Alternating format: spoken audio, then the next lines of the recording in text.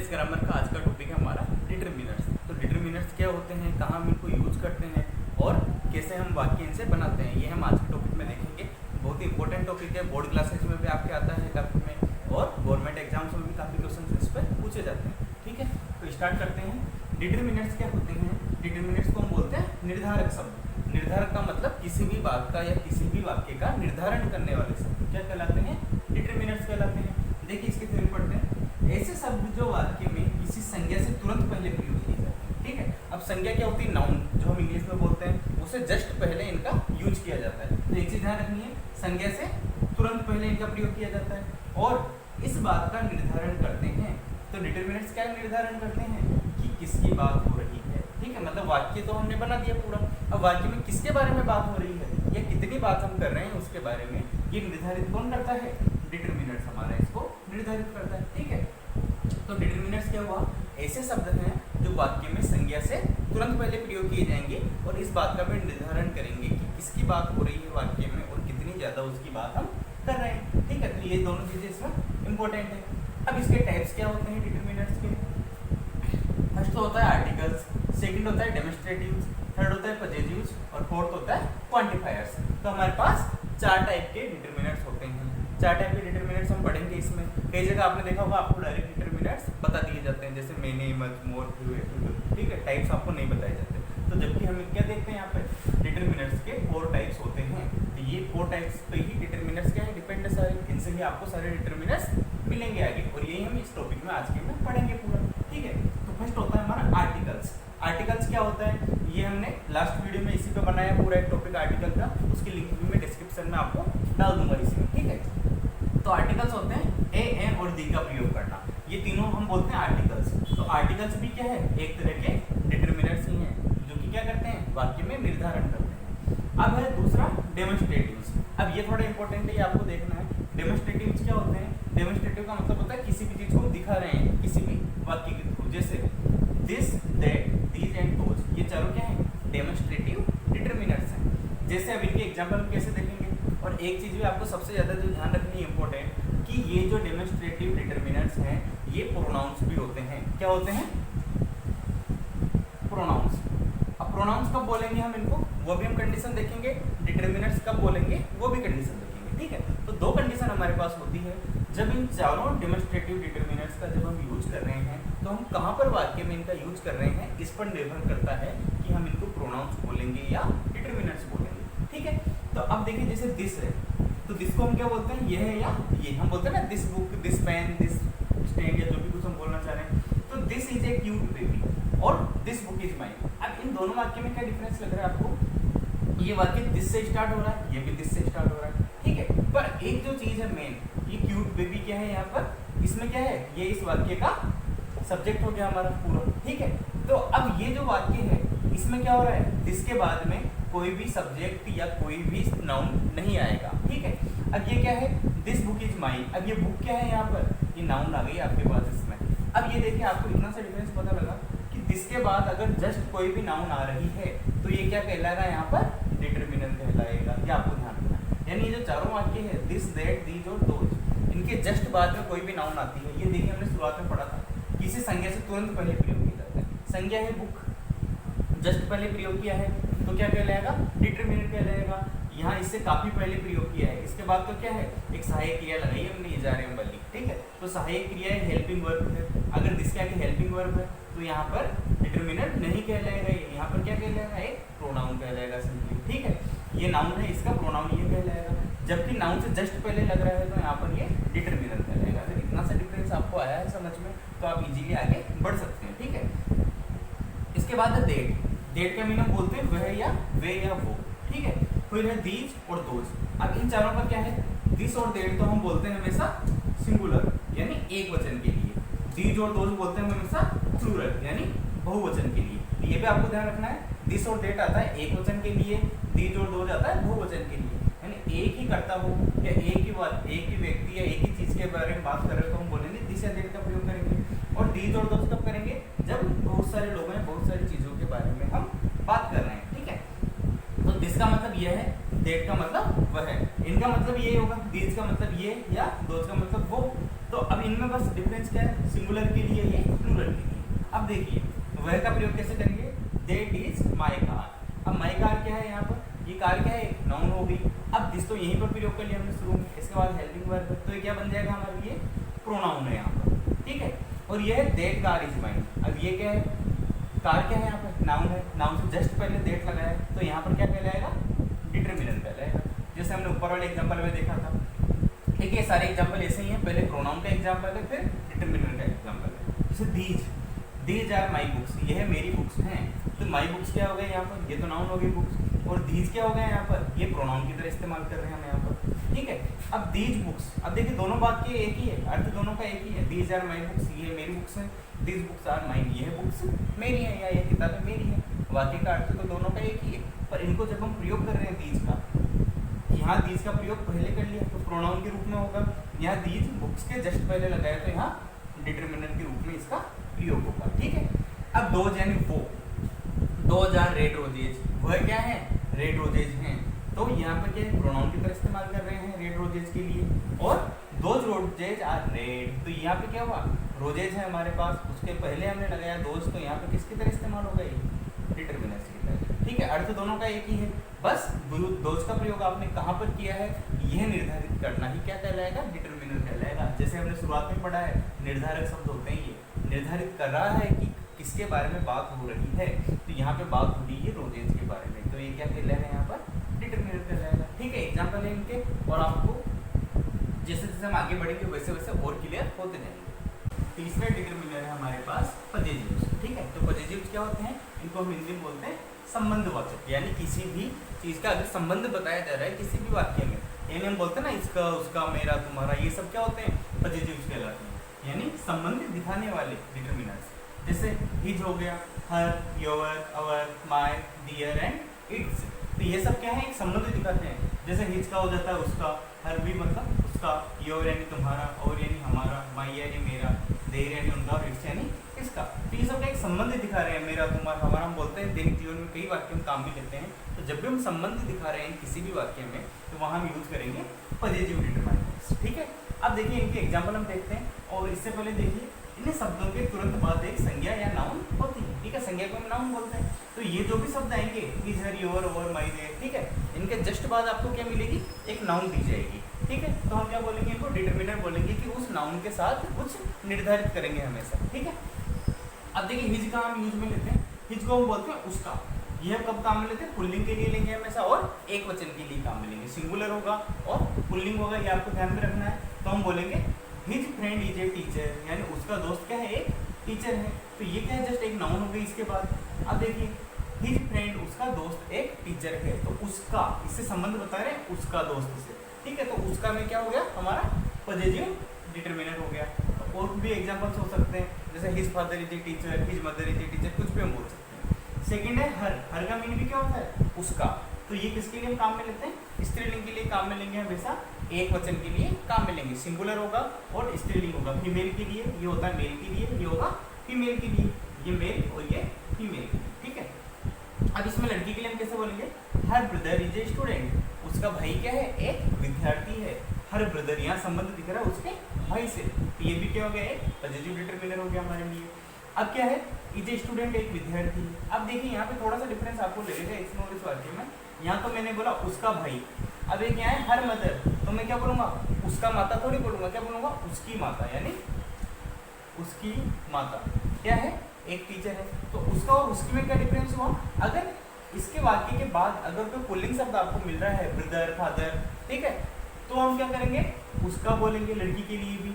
और अगर मदर या सिस्टर कुछ भी मिल रहा है तो हम क्या बोलेंगे, उसकी, मतलब हर, उसकी मदर, उसकी सिस्टर। तो उसका और उसकी में आपको कंफ्यूज नहीं होना है, बस ये ध्यान रखना है, अगर ये वाला शब्द पुल्लिंग है तो उसका बोलेंगे, ये वाला शब्द स्त्रीलिंग है तो उसकी बोलेंगे, जस्ट हर के बाद आने वाले, ठीक है।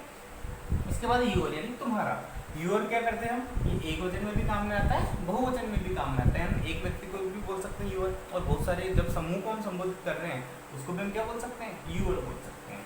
तो योर पेन इज हियर, तुम्हारा पेन यहाँ पर है, तो योर के बाद हमने क्या लगाया, पेन, ये एक नाउन हो गया इसके लिए, तो ये क्या हो गया, एक पॉजिटिव डिटरमिनर हो गया योर हमारे लिए, ठीक है। योर फोन इज रिंगिंग, तुम्हारा फोन क्या कर रहा है, बज रहा है या रिंग कर रहा है, तो ये भी क्या हो गया, पॉजिटिव डिटरमिनर हो गया। ये संबंध दिखा रहा है, तुम्हारा फोन, तुम्हारा पेन, तुम्हारी बुक, तुम्हारी स्कूल, ठीक है, कुछ भी हम बोलते हैं तो एक संबंध हम दिखा रहे हैं वहाँ पर, तो हम क्या करेंगे, इसको डिटरमिनर बोलेंगे यहाँ पर।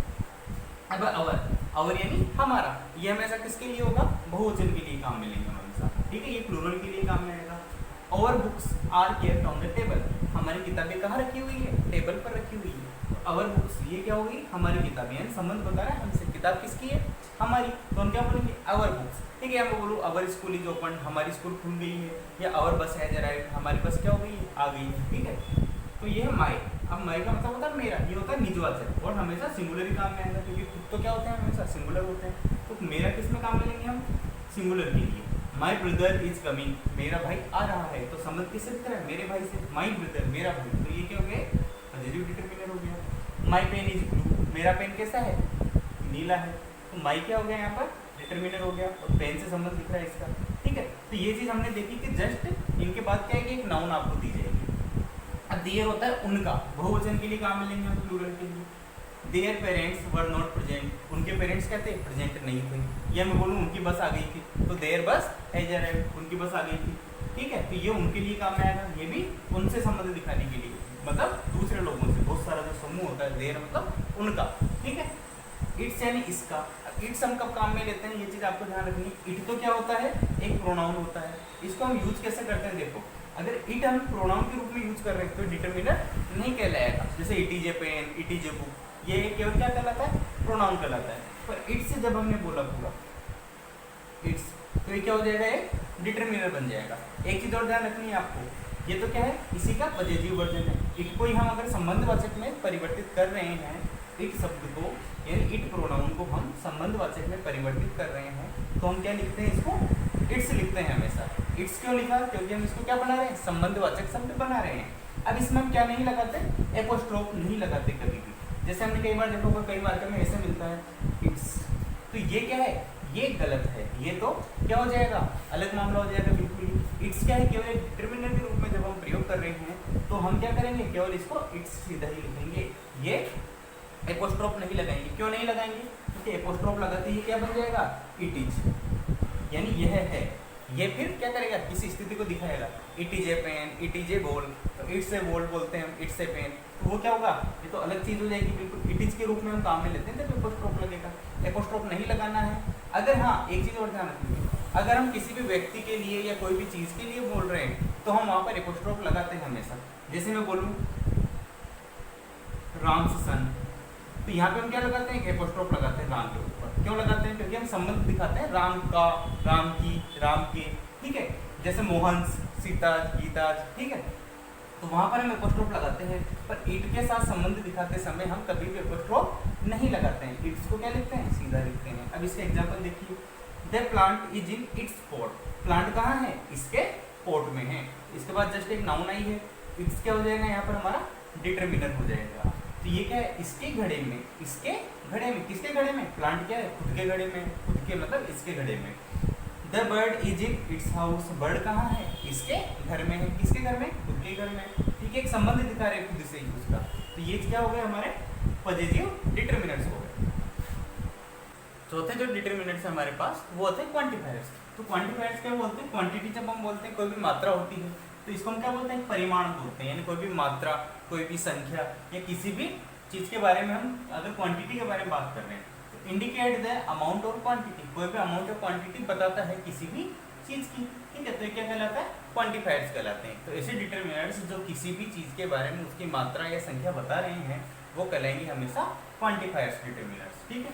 अब देखिए इनमें से कुछ है, सबसे पहले है सम एंड एनी। तो सम और एनी दोनों क्या होता है, कुछ के अर्थ में हम काम करते हैं, कुछ के अर्थ में हम इनको यूज करते हैं। सम का मतलब भी कुछ होता है, एनी का मतलब भी कुछ होता है। दोनों में डिफरेंस क्या है, सम को हम हमेशा कहाँ लेंगे, सकारात्मक यानी पॉजिटिव सेंटेंस में काम में लेंगे। एनी को कहाँ लेंगे, हमेशा नकारात्मक यानी नेगेटिव सेंटेंस में, या प्रश्नवाचक यानी इंट्रोगेटिव सेंटेंस में, ठीक है। तो ये दोनों में डिफरेंस हो गया मैम, सम आता है सकारात्मक में, एनी आता है नकारात्मक में। ये तो इनका सबसे बड़ा डिफरेंस है। इनके एग्जाम्पल हम देखेंगे, आई हैव सम बुक्स, मेरे पास कुछ किताबें हैं, तो ये तो सकारात्मक वाक्य, तो हमने क्या लगाया, सम यानी कुछ, ठीक है। इसके बाद नकारात्मक के लिए हम कैसे काम में लेंगे और प्रश्नवाचक के लिए कैसे काम में लेंगे। तो प्रश्नवाचक के लिए तो ये है, have you bought any pen, क्या तुम कुछ पेन लाए हो, ठीक है। तो ये क्या है, एक पूछ रहा है, प्रश्नवाचक वाक्य है। तो यहाँ पे क्या लेंगे हम, एनी वर्ड काम में लेंगे। इसके बाद है नकारात्मक। तो नकारात्मक में हम क्या करते हैं, he has not bought any pen, वह कोई भी पेन नहीं लाया है। तो नकारात्मक में हमने क्या किया, मना किया है कि पेन नहीं लाया। तो यहाँ पे क्या किया है, एनी का प्रयोग हमने किया है कि वह कोई भी पेन नहीं लाया है। तो ये चीज आई समझ में। सकारात्मक के लिए सम, प्रश्नवाचक, और नकारात्मक के लिए एनी काम में हम लेते हैं। अब एक सम के प्रयोग के लिए कुछ स्पेशल कंडीशन होती है, जिससे कहीं भी हम रिक्वेस्ट कर रहे हैं या इन्विटेशन दे रहे हैं किसी को, किसी भी प्रश्नवाचक वाक्य में अगर कोई रिक्वेस्ट आ रही है तो वहां सम का यूज करते हैं। जैसे would you like some tea, तो क्या आप कुछ चाय लेना पसंद करेंगे। तो ठीक है, तो यहाँ पे हमने क्या किया, सम का प्रयोग क्यों किया, क्योंकि ये क्या है, रिक्वेस्ट कर रहा है। तो रिक्वेस्ट और इन्विटेशन जहाँ भी आता है किसी भी वाक्य में, वहां पर हम क्या करते हैं, सम का प्रयोग करते हैं। अब एनी का प्रयोग हम कब करते हैं, बेयरली, हार्डली, विदाउट, स्ट्रक्चरली, या जो भी हम वाक्य होते हैं ऐसे जो नकारात्मकता का भाव प्रकट करते हैं, उनके बाद भी हम क्या करते हैं, एनी का प्रयोग हमेशा करते हैं। जैसे I pass the exam without any difficulty, यानी मैं किसी भी परेशानी के बिना एग्जाम पास कर लिया। तो बिना हो गया, यहाँ पर बिना के रूप में हम क्या कर रहे हैं, एनी का प्रयोग कर रहे हैं, यानी विदाउट यानी इसके बिना, एनी डिफिकल्टी किसी भी परेशानी की। तो नकारात्मक भाव आ रहा है, तो वहां पे हम क्या कर रहे हैं, एनी का प्रयोग कर रहे हैं। अब आता है मेनी एंड मच। तो मेनी का मतलब क्या होता है, कई, और मच का मतलब क्या होता है, ज्यादा, यानी एक से ज्यादा, ठीक है। यानी दो संख्याओं में अगर हम कंपेयर कर रहे हैं या दो से ज्यादा में भी कंपेयर करें, तो सबसे ज्यादा का भाव जहाँ है वहां पर क्या होगा, मच हम यूज करेंगे, और मेनी क्या होगा, संख्या के रूप में हम प्रयोग करेंगे कि क्या हो रहा है, ज्यादा संख्या है या कई है। जैसे मेनी कब यूज करते हैं, काउंटेबल प्लूरल नाउन से पहले, यानी काउंटेबल होनी चाहिए, संख्यावाचक शब्द होना चाहिए जिसको हम गिन सके। ऐसी चीजें जिनको हम गिन पा रहे हैं वहां पर हम क्या यूज करेंगे, मेनी, ठीक है। जैसे there were many books in the library, तो लाइब्रेरी में क्या थी, बहुत सारी किताबें थी, किताबों को हम गिन सकते हैं, तो हमने क्या प्रयोग किया है, यहाँ पर मेनी का प्रयोग किया है। अगर हम नहीं गिन पाते तो वहां पर हम क्या करेंगे, मच का प्रयोग करेंगे। जैसे क्वांटिटी का बोध करवाता है मच हमें, अनकाउंटेबल नाउन से पहले हम काम में लेते हैं जिनको हम गिन नहीं सकते। जैसे the pot contains much milk, घड़े में क्या है, ज्यादा मिल्क है। अब मिल्क को हम गिन नहीं सकते, यहाँ पर हमने क्या किया, मच का यूज किया। दोनों मेन डिफरेंस क्या है, ये मेनी गिनने वाली चीजों के साथ में लगेगा, मच नहीं गिन पाने वाली चीजों के साथ में लगेगा। दोनों का एग्जांपल एक एक और है। आई हैव मेनी पेन्स, मेरे पास बहुत सारे पेन्स हैं, तो पेन्स को गिन सकते हैं तो मेनी लगाया। आई हैव मच वाटर, मेरे पास ज्यादा पानी है, तो पानी को गिन नहीं सकते तो क्या लगाया, मच लगाया। दोनों में डिफरेंस सिंपल है, काउंटेबल है, ये अनकाउंटेबल है। तो क्वांटिफायर्स में थर्ड है हमारे पास few, a few and the few. तीनों में क्या डिफरेंस होता है, सिंपली फ्यू हम वहां पे यूज करते हैं जहां पर एक अभाव हम दिखाते हैं, यानी नकारात्मक चीज हम दिखा रहे हैं, ठीक है, यानी कोई भी चीज नहीं हो। जैसे आई हैव फ्यू बुक्स, मेरे पास क्या है, फ्यू बुक्स, यानी न के बराबर किताबें। तो ये क्या बोलते हैं हम, न के बराबर, यानी मेरे पास कोई भी बुक नहीं है, तो उसको मैं क्या बोल सकता हूँ, आई हैव फ्यू बुक्स, यानी मेरे पास कोई भी बुक नहीं है। ही हैज फ्यू फ्रेंड्स, उसके पास क्या है, कोई भी फ्रेंड्स नहीं है, तो यहाँ भी हम नकारात्मकता दिखा सकते हैं कि न के बराबर है, यानी कोई भी फ्रेंड्स नहीं है। अब आता है ए फ्यू, यानी इसमें हम क्या बोलते हैं, कुछ, यानी सकारात्मक, थोड़ा बहुत हो सकता है। यहाँ तो क्या था, कुछ भी नहीं था, यहाँ क्या थोड़ा बहुत हो सकता है। तो ए फ्यू में हम क्या बोलेंगे, I have a few good books, मेरे पास क्या है, कुछ अच्छी किताबें हैं, यानी कुछ है, यानी थोड़ी बहुत हो सकती है, सकारात्मकता हम दिखा रहे हैं। We have a few good songs, हमारे पास क्या है, कुछ अच्छे गाने हैं, तो ये सब क्या है, सकारात्मक चीजें हम यहाँ पर दिखा रहे हैं। तो ये क्या है, आप लोग को एक चीज और ध्यान रखनी, few, a few, the few, ये सब क्या है, काउंटेबल चीजों में हम काम में लेते हैं, ठीक है। द फ्यू क्या होता है, समग्रता, यानी संपूर्ण, सारा का सारा जो भी है। I have lost the few books I had, तो द फ्यू कहाँ पर काम में आएगा, जहाँ पर समग्रता हम दिखा रहे हैं कि सारी की सारी, यानी आई हैव लॉस्ट, मैं खो चुका हूँ, द फ्यू बुक्स, यानी जितनी भी किताबें थी मेरे पास, आई हैड, जो मेरे पास थी, यानी जो जितनी भी किताबें मेरे पास थी मैं वो सब खो चुका हूँ। तो एक समग्रता हम दिखा रहे हैं कि सारा का सारा ही इसमें आ गया। He has broken the few toys he had, अब उसने क्या किया, जितने भी खिलौने उसके पास थे वो सब उसने तोड़ दिए। तो यहाँ भी क्या एक समग्रता आ रही है, सारे के सारे खिलौने, ठीक है। तो तीनों में क्या डिफरेंस हुआ, न के बराबर तो फ्यू, थोड़ा बहुत होगा तो ए फ्यू, और सारा ही होगा तो द फ्यू। तीनों में मेन डिफरेंस यही है। अब तो होता है लिटिल, ए लिटिल और द लिटिल, सेम है वैसा का वैसा ही, थोड़ा बहुत, इसके लिए ये न के बराबर, ये होगा संपूर्ण। ये कहाँ पे काम में आते हैं, ये जहाँ पर हम चीजों को गिन नहीं पाते हैं, थोड़ा बहुत हम एक मात्रा दिखाते हैं केवल अनकाउंटेबल चीजों के लिए। जैसे कि लिटिल होगा नॉट मच, यानी नकारात्मक, बिल्कुल भी नहीं। There is little milk left in the jug, यानी जग में क्या है, लिटिल मिल्क है, यानी न के बराबर दूध है, यानी कोई भी दूध नहीं बचा है जग में। यहाँ पे हम क्या काम मिलेंगे, लिटिल। ए लिटिल कब काम मिलेंगे, we have a little milk in the jug, यानी थोड़ा सा दूध है जग में, यानी थोड़ा बहुत तो है, ये क्या है, सकारात्मक हो गया हमारा, ठीक है। इसके बाद ये है द लिटिल, यानी संपूर्ण, वैसे द क्यों था, वैसे ये भी क्या है, संपूर्णता दिखाएगा, जितना भी था। He donated the little money he had, उसने क्या किया, डोनेट कर दिया द लिटिल मनी, जितना भी पैसा था उसके पास, यानी वह जो रखा था सारा पैसा उसने क्या किया, डोनेट कर दिया। तो द लिटिल का मीन हमने क्या किया, यहाँ पर संपूर्ण मात्रा दिखा दी, जितना भी था।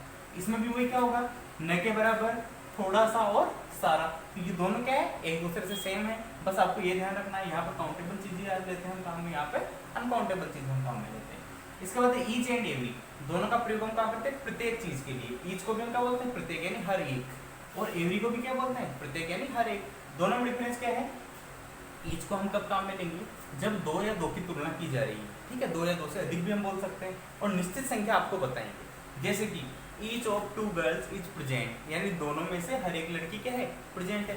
दो लड़कियां आपको बताइए, दोनों में से हर एक, यानी ईच, प्रत्येक लड़की क्या है, उपस्थित है। अब यहाँ पे हम ये बोल सकते हैं, each student was punished bye teacher, यानी हर एक स्टूडेंट को क्या किया गया, पनिश किया गया। यहाँ पे एक निश्चित संख्या की स्टूडेंट 10 20 कितने भी हो सकते हैं, हर एक को क्या किया, पनिश किया गया। अब है एवरी, एवरी क्या होगा, हमेशा दो या दो से अधिक का भाव प्रकट करेगा, एक समूह का भाव प्रकट करेगा, और संख्या क्या होगी, अनिश्चित होगी, कोई भी फिक्स संख्या आपको नहीं मिलेगी, कितनी भी संख्या हो सकती है। प्रयोग इसका देखेंगे हम, he comes here every day, वह क्या करता है, यहाँ हर एक दिन आता है या रोज आता है। तो एवरी डे क्या हो गया, हर एक दिन, एक बहुत बड़ी संख्या हो सकती है, कितने भी दिन हो सकते हैं, ये हमें पता नहीं कितने दिन से आ रहा है, ठीक है। एवरी सीट वाज टेकन, हर एक सीट को ले लिया गया था, हर सीट भर गई थी। तो ये भी क्या है, एक समूह का भाव दिखा रहा है, ज्यादा संख्या दिखा रहा है, सीटें कितनी भी हो सकती है, वो सब क्या हो गई थी, भर गई थी। दोनों में डिफरेंस क्या रहा, ईच तो क्या होगा, दो क्वांटिटी में या दो से ज्यादा क्वांटिटी में हम क्या करेंगे, कंपेयर करेंगे। एवरी को क्या करेंगे, एक समूह के लिए हमेशा हम यूज करेंगे। इसके बाद होता है हमारे साथ आइदर एंड नाइदर। आइदर और नाइदर क्या होता है, आइदर और नाइदर में सिंपली हम देखते हैं, जब भी टू क्वांटिटी में हम कंपेयर कर रहे हैं, दोनों में ही क्या करेंगे, one of the two, either कब लगाएंगे, दोनों में से एक जब हम चुन रहे हैं, यानी पॉजिटिव चीज रहेगी हमेशा, दोनों में से एक हमको चुनना होता है। जैसे कि you can have either coffee और टी, आप चाय या कॉफी ले सकते हैं, आपको क्या ऑप्शन दिया गया, दोनों में से एक आप ले सकते हो। मैं बोलूँ यू मे हैव पेन और पेंसिल, आप पेन और पेंसिल में से एक चीज ले सकते हैं, ठीक है। You may either have pen और पेंसिल, तो आइदर कब लगाते हैं हम, जब दो चीजों में से एक का चुनाव हमें करना होता है। नाइदर कब लगाएंगे, जब दोनों ही हमें नहीं लेनी होगी। जैसे कि I have read neither of these books, मैंने इन दोनों में से कोई भी किताब नहीं पढ़ी है, ठीक है। तो मैंने क्या किया, नहीं पढ़ी, तो नकारात्मकता के अर्थ में क्या बोलूंगा मैं, नाइदर। एक चुनने के अर्थ में क्या बोलूंगा, आइदर। तो ये दोनों में डिफरेंस क्या हुआ, आइदर बोलते हैं दोनों में से एक चुनने के लिए सकारात्मक रहेगा, नाइदर क्या होगा, दोनों ही नहीं, मतलब नकारात्मक हो जाएगा, बिल्कुल कोई भी नहीं, ठीक है। सातवां क्वांटिफाइड डिटरमिनर है हमारे पास अनदर एंड अदर। तो दोनों में क्या डिफरेंस होता है, दोनों का मतलब तो क्या होता है, अन्य या दूसरा। अनदर भी हम कब लेते हैं, अन्य, यानी किसी दूसरे को जब हम बोल रहे हैं, या दूसरा ही उसका मीन हो गया, यानी एक को छोड़कर दूसरा या इसके अलावा दूसरा, ठीक है। तो अनदर कब हम काम में लेते हैं, अनदर काम में लेते हैं सिंगुलर काउंटेबल नाउन्स के साथ, यानी सिंगुलर नाउन होगी और काउंटेबल होगी, तब हम हमेशा क्या करते हैं, अनदर का यूज करते हैं। सिंगुलर और काउंटेबल होनी चाहिए, जैसे ही हैज अनदर ब्रदर, उसका क्या है, दूसरा भाई है, यानी एक और भाई है। तो अनदर ब्रदर क्या होगा, ब्रदर क्या है यहाँ पर, सिंगुलर है, और काउंट भी हम कर सकते हैं ब्रदर्स को। तो यहाँ पर हम क्या काम में लेंगे, अनदर काम में लेंगे। अदर कब काम में लेते हैं, या तो प्लूरल काउंटेबल नाउन हो, मतलब काउंटेबल तो होनी चाहिए, पर क्या होनी चाहिए, प्लूरल होनी चाहिए। सिंगुलर के साथ तो अनदर, प्लूरल काउंटेबल होगी तो अदर, और या फिर क्या होनी चाहिए, अनकाउंटेबल होनी चाहिए। अनकाउंटेबल कोई भी है, तो कोई भी अनकाउंटेबल के साथ हम क्या करते हैं, अदर का यूज करते हैं, और प्लूरल काउंटेबल है तो भी हम अदर का यूज करते हैं। तो दोनों में डिफरेंस क्या हुआ, यहाँ तो सिंगुलर काउंटेबल हो जाएगी, यहाँ प्लूरल काउंटेबल और अनकाउंटेबल दोनों में, ये आपको ध्यान रखना है। तो अदर का एग्जांपल देखेंगे, do you have other shoes, क्या आपके पास या तुम्हारे पास कोई और भी जूते हैं। तो शूज क्या है, काउंटेबल है, पर क्या है यहाँ पर शूज लगा रहे हैं, मतलब प्लूरल हो गया, तो प्लूरल काउंटेबल के साथ अदर लगाया। अब अनकाउंटेबल की हम बात करें, तो we have no other ideas, हमारे पास कोई भी दूसरे विचार नहीं है, या कोई भी दूसरा आइडिया नहीं है। तो आइडियाज क्या होगा यहाँ पर, अनकाउंटेबल है, इसलिए हमने क्या यूज किया यहाँ पर, अदर का यूज किया है, ठीक है। दोनों डिफरेंस आया समझ में। आगे बढ़ते हैं, 8 वाला है आल एंड बोथ। तो आल तो क्या होता है, सभी, यानी हम क्या बोलते हैं, एवरी पर्सन और थिंग, सारे लोग या सारी चीजें एक ही तरह की जब हम बात कर रहे हैं, एक ही प्रकार की। और बोथ कब लेंगे, जब दो लोग या चीजों की बात कर रहे हैं एक ही तरह की, ठीक है। दोनों डिफरेंस क्या हुआ, बोथ तो आएगा दो के लिए, ऑल आएगा सभी के लिए। एग्जाम्पल है इनके, all the pens are red, सारे ही पेन क्या है, लाल है या रेड है। तो ये क्या है, सारे पेन क्या होगा, एक ही तरह की प्रजाति, सारे पेन क्या है, सब एक ही तरह की चीजें हैं। तो ये सब क्या होगा, रेड है। यहाँ पे हमने क्या यूज किया, और। दो की अगर हम बात करें, both the girls are teachers, दोनों ही लड़कियां क्या है, टीचर्स हैं। तो बोथ क्यों काम में लिया, क्योंकि यहाँ पे क्या है, गर्ल्स क्या है एक ही तरह की, और दो की हम बात कर रहे हैं, इसलिए हमने क्या किया, बहुत काम में लिया। सभी के लिए बात करते, सभी गर्ल्स टीचर्स है, तो हम क्या लिखते, all the girls are teachers, ठीक है। यहाँ अगर दो पेन की बात करते यहाँ पर हम क्या लिखते, both the pens are red. All और बोथ में डिफरेंस क्या पता लगा, ऑल तो सभी के लिए होता है, बोथ केवल दो के लिए हम कंपेयर करते हैं। 9th वाला है इनफ, इनफ हम बोलते हैं पर्याप्त, यानी खूब हो चुका। तो इनफ क्या बोलते हैं, पर्याप्त। कोई भी चीज अगर पर्याप्त है, इनफ है, तो वहां पर हम कैसे यूज करते हैं, I have enough food to eat, मेरे पास पर्याप्त खाना है खाने के लिए। I have enough food to eat, खाने के लिए क्या है हमारे पास, पर्याप्त खाना है, उसके लिए हम क्या यूज कर रहे हैं, इनफ। या मैं बोलूँ I have enough money to spend, मेरे पास क्या है, खर्च करने के लिए पर्याप्त पैसा है। या आई हैव इनफ, या I have studied enough to pass, यानी मैंने पास होने के लिए पर्याप्त रूप से पढ़ लिया। तो जब भी पर्याप्तता का भाव दिखता है, पर्याप्तता के भाव में हम क्या करते हैं, इनफ का यूज करते हैं। इसके बाद मोस्ट, यानी अधिकतर, हम बोलते हैं ना मोस्ट ऑफ द, यानी ज्यादातर लोग। तो हम क्या करते हैं, ज्यादातर जब भी हम प्रयोग कर रहे हैं, ज्यादातर का भाव दिखा रहे हैं, अधिकतर का भाव दिखा रहे हैं, वहां पर हम मोस्ट का प्रयोग करते हैं, और इसके आगे हम ओ भी लगाते हैं। जैसे most of the students are intelligent, ज्यादातर लड़के क्या है, ज्यादातर स्टूडेंट्स क्या है, बुद्धिमान है, इंटेलिजेंट है। या मैं बोलूँ most of the girls are students, यानी ज्यादातर लड़कियां क्या है, पढ़ रही हैं या विद्यार्थी हैं वहाँ पर। या most of the people go to cinema, ज्यादातर लोग क्या जाते हैं, सिनेमा जाते हैं। तो मोस्ट ऑफ का यूज हम क्या करते हैं, जहाँ ज्यादातर का भाव हम दिखा रहे हैं। अब आता है मोर और लेस। मोर और लेस क्या है, मोर तो क्या करेंगे, तुलना जब हम कर रहे हैं किन्हीं भी चीजों में, तो हम क्या करते हैं, जो अधिक है वहां पर तो मोर लगाते हैं, जो कम है वहां पर लेस लगाते हैं। तो तुलना जब हम कर रहे हैं चीजों में, वहां पर ज्यादा का भाव दिखाने के लिए अधिक का भाव दिखाने के लिए मोर, कम का भाव दिखाने के लिए लेस हम लगाते हैं। एग्जाम्पल देखेंगे इसका, मोस्ट ऑफ द, ये वाला, हरी ईट्स मोर देन मोनू, हरी क्या करता है, ज्यादा खाता है मोनू से। तो ज्यादा खाने का भाव क्या हुआ, मोर लगाया हमने। या मैं बोलूँ कि मोहन स्टडीज मोर देन हरी, यानी मोहन ज्यादा पढ़ता है, ज्यादा खाता है, ज्यादा दौड़ता है, ज्यादा चलता है, सब चीजों के लिए हम क्या लगाएंगे, मोर। अगर हम कम की बात करें, हरी ईट्स लेस देन मोनू, हरी क्या करता है, मोनू से कम खाता है, कम के लिए हमने क्या किया, लेस। तो इसमें वही चीजें लगाएंगे, चलना, पढ़ना, दौड़ना, भागना, सब में हम अगर लेस लगा देते हैं दो चीजों के बीच में, तो क्या होगा, एक तुलनात्मक रूप से कमी आ जाएगी। जो पहले वाली चीज है उसमें कमी हम हमेशा दिखाएंगे। जैसे हरी ईट्स, हरी खाता है कम मोनू से, हरी खाता है ज्यादा मोनू से, तो दोनों में क्या हुआ, कम और ज्यादा का भाव आया। लास्ट हमारे पास सेवरल, सेवरल का मीन क्या होता है, कई, यानी अनेक प्रकार के, तरह तरह के, ठीक है। वहां पे हम क्या करते हैं, कई, यानी सेवरल का प्रयोग करते हैं। जैसे there are several books on this topic, यहाँ पे क्या है, कई सारी किताबें हैं इस टॉपिक पर। तो कई सारी यानी अलग अलग का भाव हम दिखा रहे हैं, बहुत सारों का भाव दिखा रहे हैं अलग अलग प्रकार के, तो वहाँ पे हम क्या करते हैं, सेवरल का प्रयोग करते हैं। जैसे बोलो I have several ideas in my mind, यानी मेरे माइंड में क्या है, बहुत सारे विचार हैं। या आई हैव सेवरल पेन्स, मेरे पास कई सारे पेन है ऑफ डिफरेंट कलर्स, अलग अलग रंग के, ठीक है। तो ये सब क्या हो गया, आपके डिटर्मिनेंट्स कंप्लीट हो गए हैं। और अगर आपको कोई भी दिक्कत है किसी भी टॉपिक पे, इस पे, या किसी भी एग्जाम्पल में, कोई भी क्वेश्चन आपके मन में आता है, तो आप पूछ सकते हैं कमेंट्स में। और अगर आपको वीडियो अच्छा लगा है तो इसको जरूर सब्सक्राइब करें हमारे चैनल को, वीडियो को भी लाइक और शेयर करें। धन्यवाद।